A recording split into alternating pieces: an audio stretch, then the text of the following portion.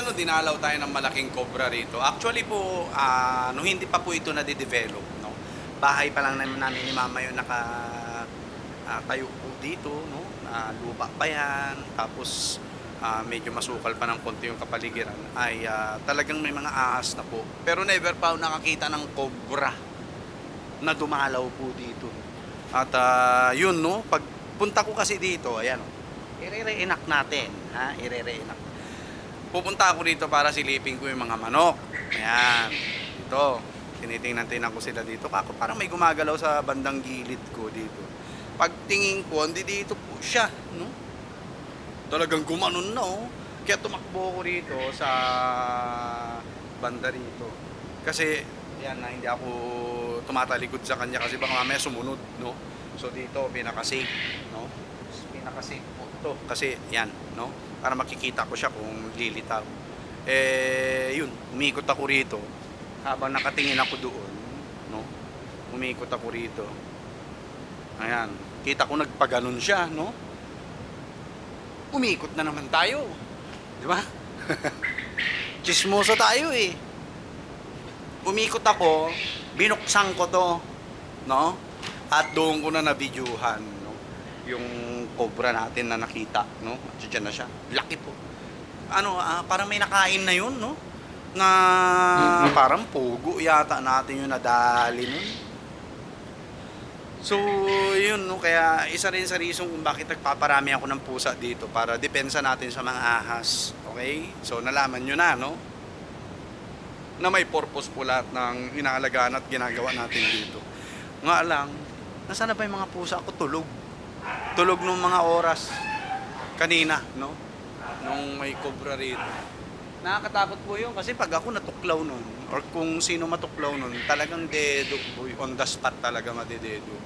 Di baling sawa na nga lang sana, no? Yung reticulated python, yan wala pong ano yan, wala pong kamandag yan. Pero yung cobra, malakas po ang kamandag nun. Pag tayo natuklaw nun, sigurado within 15 minutes dedo tayo talaga.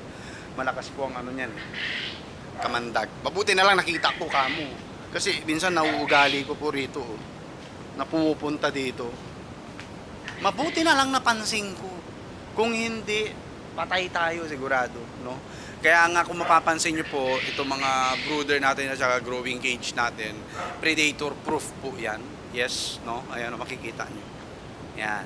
Pero kung mas maliit-liit na asang papasok dito, talaga makakapasok, no? Pati dito, ayan, makakapasok po talaga. Ito rin, predator proof din to. Tingnan nyo naman yan. May screen talaga siya, no? So, protektado po ang mga alaga nating pugo, no? Yung mga pugo po natin, protected po sila. Pero tayong mga tao ang mas nangangailangan ng protection, no? Pagdating po sa ganyan, kasi nakakatakot talaga po. Mabuti na lang, andiyan si Awin, no? At napatay. Ayan, oh. Napainom na natin itong mga to. No, lalaki na nila, oh, yung batch 2 natin. Ito, batch 2 din to. Ayan. Oo. Malalaki na po sila, no? Okay? So, konting panahon na lang yan, mangingitlog na din. Tapos ito, may alanganin tayong 3. Hindi ko na rin po nilagyan ng sapin. Ayan, no? Hindi na natin nilagyan ng sapin. Kasi malalaki na yung mga yan, no? At may pakpak na po sila. So, buhay na yan maliban doon sa dalawa. Yun, alanganin po yan. Baka bukas patay na yan eh. No, baka bukas patay na yan. So, dalawa lang naman ang alanganin. Ayun, no? Wala na yan bukas. No? So, yan, nakasikaso na po natin tong mga sisiw natin. At magbigay na tayo ng pagkain dito sa ating mga yan. Diyos ko, ninervyos ako doon. Yan, o. Avimax, Pilmeco. Ang gamit natin patuka, talagang ang lalaki ng itlog. Mataas ang production natin. No? Pilmeco, Avimax, baka naman. Libre na kayo ng promotion. Kala mo sikat din ako eh. No? Pero yan, malapit na. Malapit na. At puputak. Actually po sa mga manok panabong natin yung excellence nagpa-schedule na sa atin, no, na i-feature nila yung mga natin, oriental sweaters po natin. Pero hindi ko sure kay Doc Jeff kung tuloy, no? Tuloy po sila. Okay? So, kinontak po kasi tayo ng Excellence, no, para ma-feature yung mga oriental sweaters natin.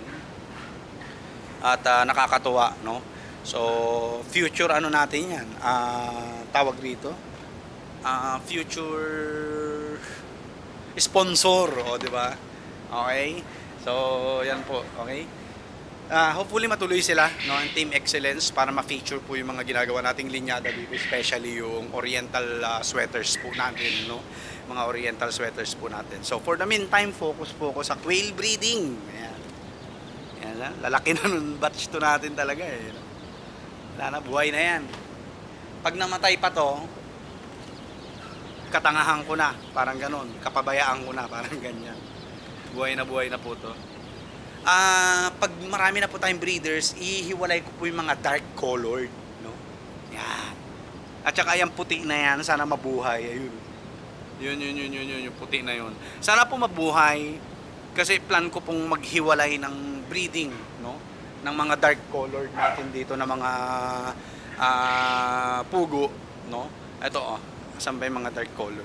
Nakakatuwa kasi eh. Para puro dark colored tayo rito. Ayan, dito. Ayan, dark colored po yan. Ayan. Ito dark colored to. Ayan. Tapos, ito yung light colored.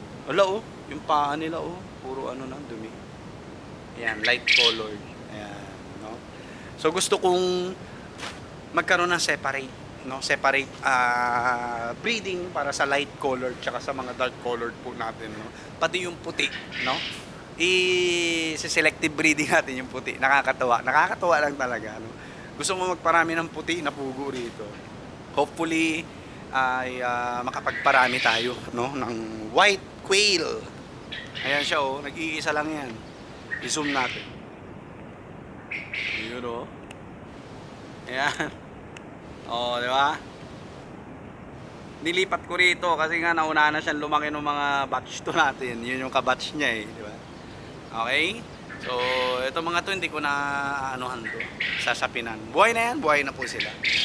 At marami naman po sila. So, ang tendency kasi niyan, pag marami po sila, nagdidikit-dikit sila. Katulad doon sa pusa, no, yung shinare ko kanina na nagko-coil together sila or nagdidikit-dikit po sila para at least yung init ng isa't isa makuha nila, no. So, yun po, no. May 200 plus na tayong quail eggs para kay Sir Edjan na yan. Yung collection natin ngayon hanggang bukas is para kay Sir Edjan na po, no.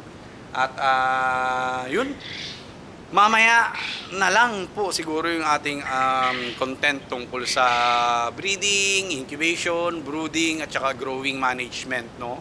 At para at least magkaroon tayo ng ninenervyos pa rin ako.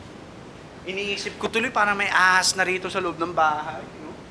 Okay? So yun lang po. God bless po sa ating lahat. Peace!